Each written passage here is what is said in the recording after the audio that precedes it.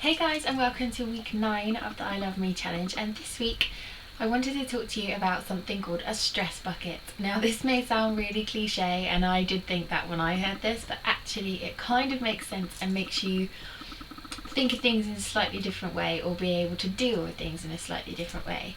Now if you imagine that everybody has a stress bucket, and I don't know, you might want to imagine it here.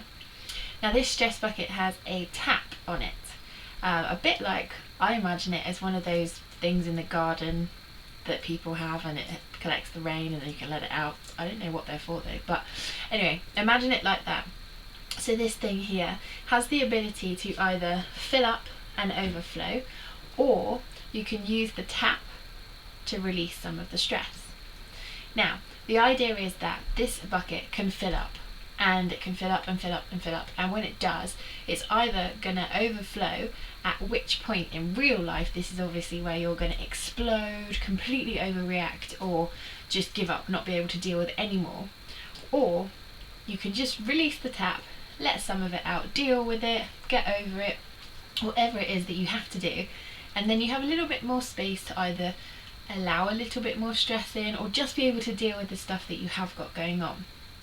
Now I know that it's easier said than done, being able to just get over things, but what I think is the most important is to realise that actually most things that build up to be too much are actually very small things, so small, stressful, annoying little things. Now when something big happens, I guess you kind of have to look at it a bit like there's not much I can do about that, so it will happen when it happens, or I'll deal with it as it comes, and that's how most of us deal with it.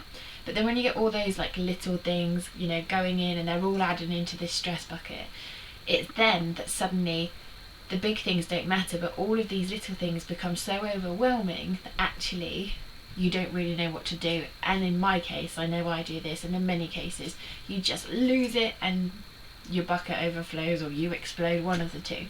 So the idea is that rather than it getting too much, is to just let go of some of the things. Now this may not be, I don't know, by actually dealing with them, because there might be some things you can't deal with, but it may just be taking 5 minutes and thinking, right, nothing I can do, and letting it go a little bit.